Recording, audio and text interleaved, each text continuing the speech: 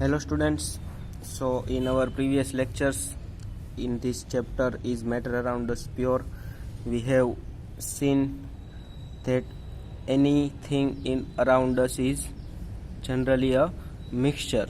There are different kinds of mixtures like solution, suspension and colloid. So we have seen these three kinds of mixture and what are their properties. Now our next topic is separating the components of a mixture.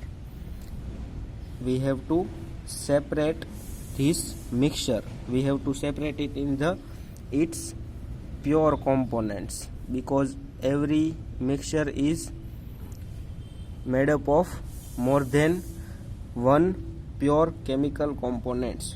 So how can we separate these different kinds of mixture into their pure components is we have to see now. So there are many different methods for separation to get individual components from a mixture. As we have seen before that if a mixture is heterogeneous mixture means the uniformity is not seen in there. It can be filtered or it can be separated just by the physical processes is generally a heterogeneous mixture. It can be, these physical processes can be sometimes hand picking generally if the particles are big enough, sometimes sieving, sometimes filtration that we use in our day-to-day life. But to separate the homogeneous mixtures, for this separation we have different special techniques. So these techniques we will study.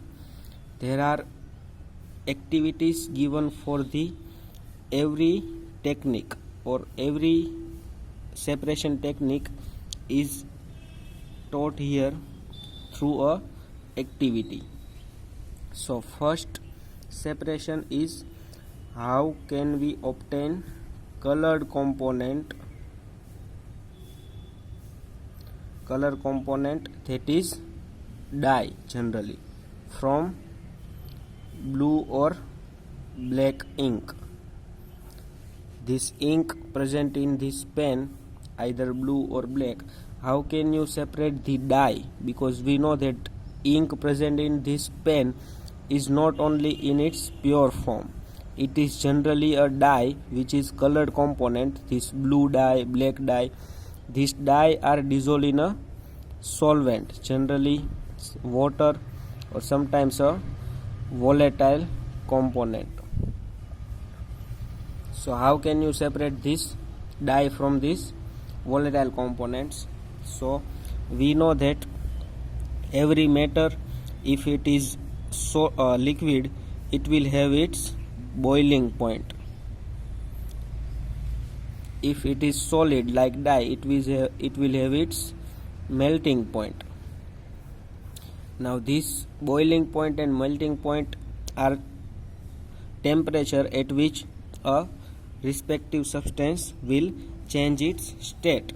So volatile component will have a boiling point, or at a certain temperature it will get evaporated, or you can say it will get boiled into gas. It will change its state from liquid to gas.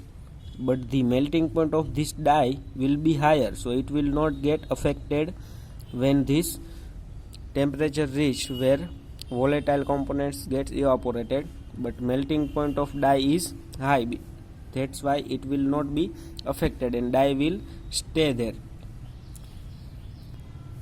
So how can you do this in lab? So it is given in activity 2.4. you have to take a beaker, fill it half with water. You have to put a watch glass on the top of beaker. and you have to add few drops of ink in this watch glass. Now if you heat this on a burner,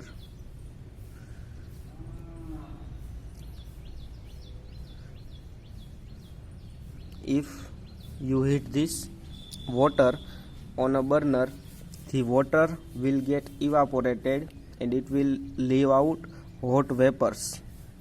These vapors in turn will rise the temperature of this ink. So from ink also volatile solvent vapors, volatile solvent present in this ink will get vaporized and only the dye will be remain on this watch glass. So by this method you can separate out colored components, that is dye, from ink. Now another separation, how to separate cream from milk. How to separate cream from milk. So nowadays you know that you can get full cream, tone, double tone, many different varieties of milk packed in polypacks. So how these various varieties of milk can be obtained? So generally at a higher scale we have studied a method in a previous lecture known as centrifugation, in which test tube is kept and many test tubes are kept in a tool which is known as centrifugation, in which this will get spinned, by which the denser particle will settle down at bottom of test tube and lighter will remain at the top of the test tube. So this works on centrifugal force and centripetal force. You don't have to go this deep, but just for your information, this works on gravitational force in general. By this centrifugation you can separate milk or cream from milk. But if you don't have this centrifugation machine available in this school, because at this lower class you don't have to use this kind of machines, so you can do this by using milk churner. What is milk churner? The machine which you use at home to make buttermilk from curd. You make buttermilk from curd by milk churner. During this process also you have observed that at the top of the vessel which you have used, the lower will be buttermilk, but at the top you will get some cream. So by this process cream can be separated from the milk. So where does this centrifugation is used? So there are applications given in your textbook. Applications means uses, not the YouTube, Instagram and Facebook present in your mobile. Applications means uses. So when sometimes the particles of solid that are present in liquid which you want to separate, so sometimes these particles of solid are too small that they pass through the filter paper. If you try to filter them, they will pass through the filter paper because they are too small, yet they are solid. So if you want to separate these small particles of solid from the given liquid, this centrifugation technique is used. So there are various applications where centrifugation is used. It is used in diagnostic laboratories,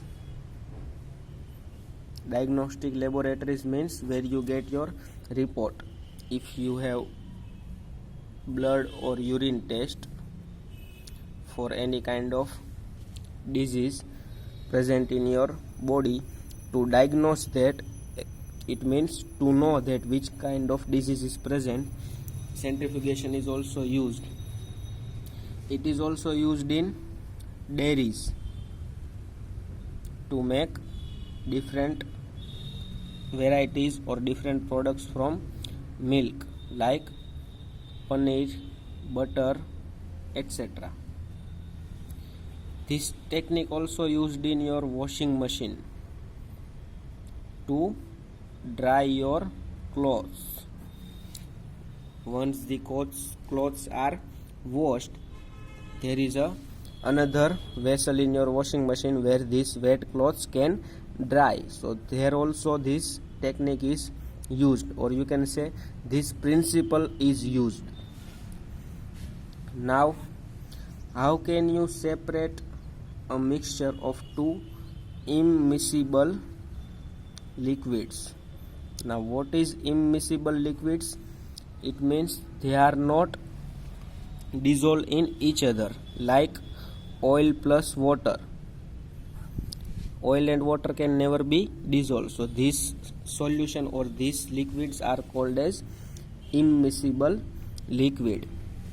So for this kind of separation, generally we use a separating funnel. It is also drawn in your textbook in activity 2.6. A separating funnel looks like this.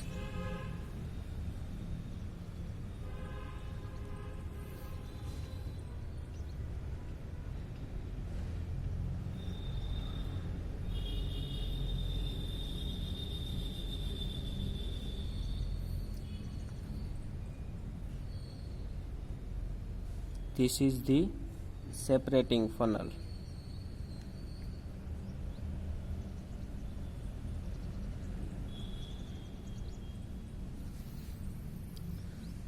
So this is separating funnel. If you want to separate oil from water or any kind of immiscible liquids from each other, you pour these liquids in this separating funnel. So they will form these two layers based on the density. Generally, the density of oil is higher than that of water, so it will remain on the upside. So this layer will form if you keep it undisturbed for some time. So water will come below and oil will stay on upper side. Now here there is a stopcock. You can open this as this water move from here. Once the water gets too close to oil, up to this, the water is transferred.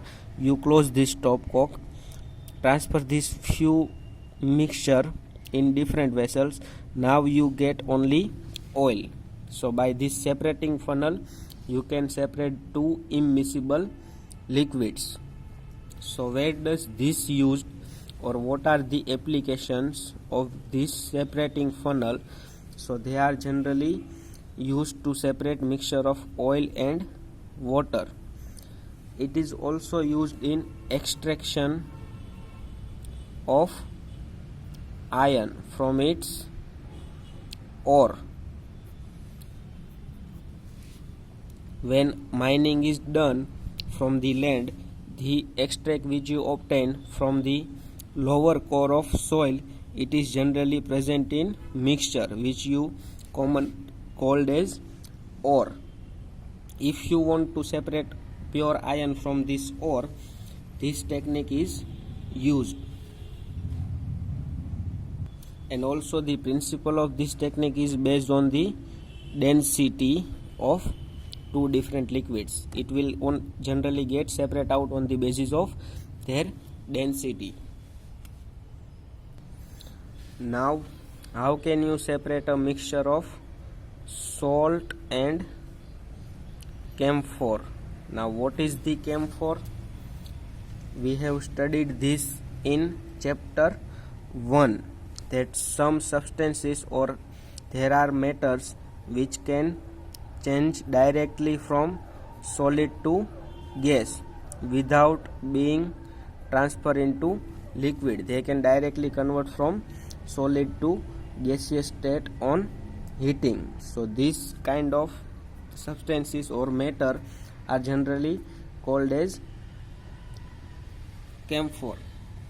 Which are this process? You know that this process is called as sublimation. So the solid which can get sublimated are generally known as sublime.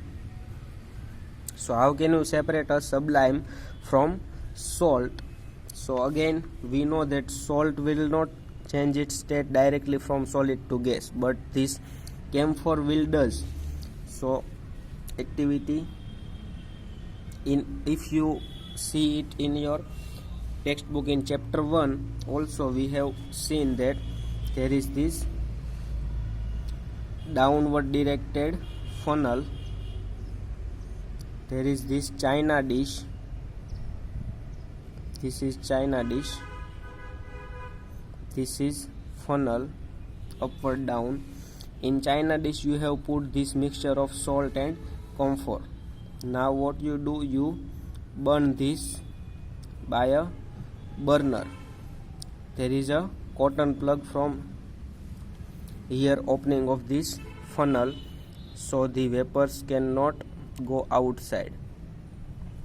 Now if you heat, the camphor present in this mixture will get directly converted to gas or vapors. Now these vapors will sublime here, or you can say it will get solidified again as the temperature goes down, because here china dish is having burner beneath it. So here temperature is high, so it will get converted from solid to gas, but salt will remain on this dish. So this is the process of sublimation. Now there are different examples of sublime substances which can get directly converted from solid to liquid, solid to gas, which are ammonium chloride. We have seen this in chapter 1.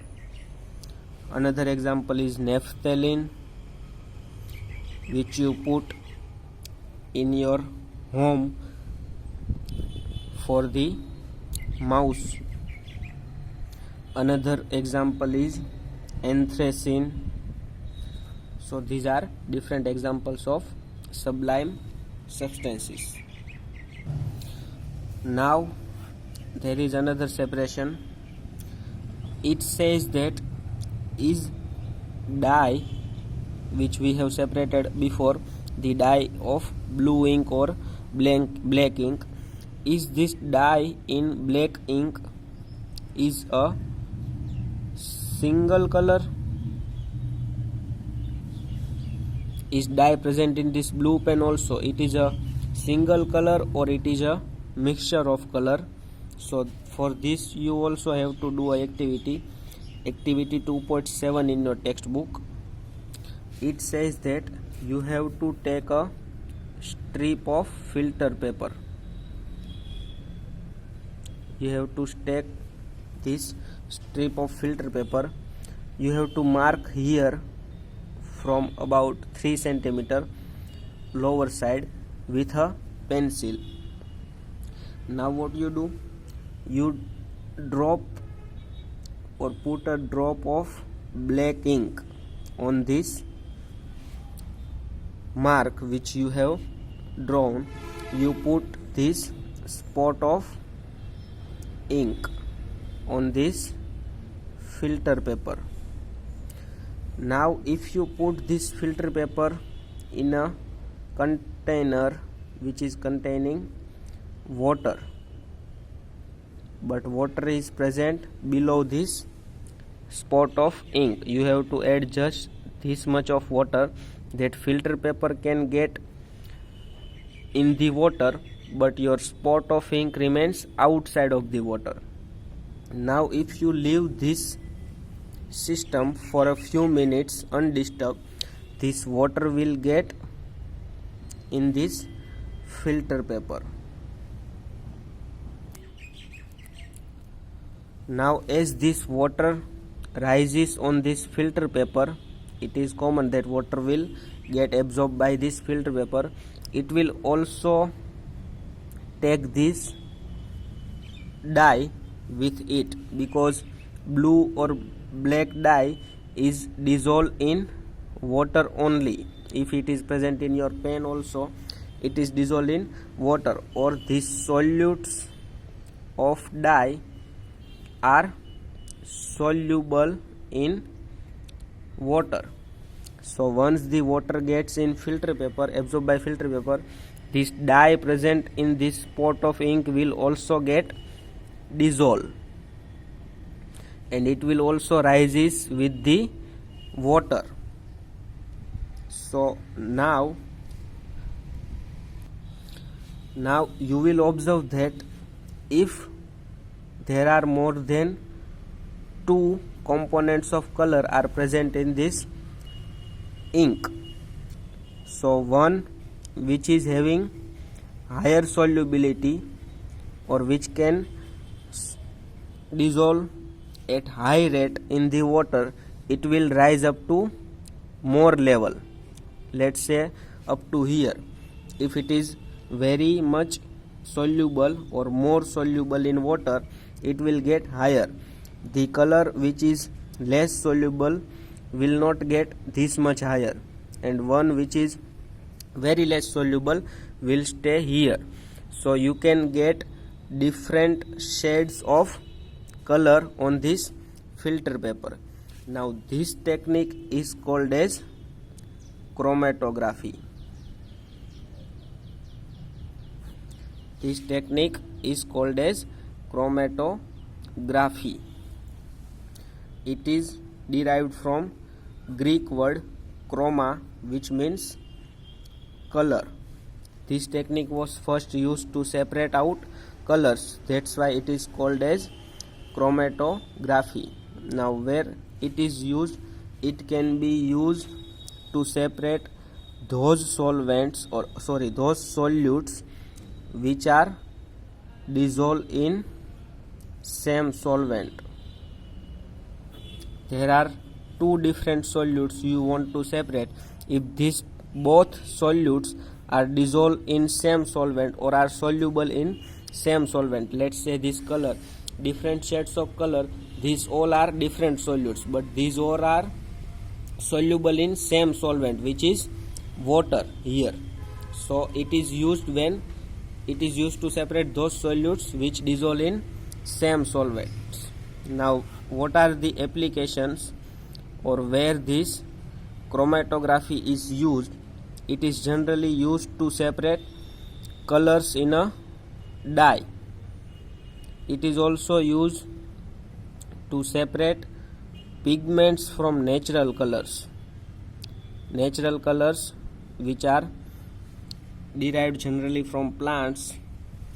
It is used also to separate these pigments from these natural colors. It is also used to separate drug from blood. So these are the various applications of chromatography. Now in next lecture we will study rest of the separations. Thank you, students.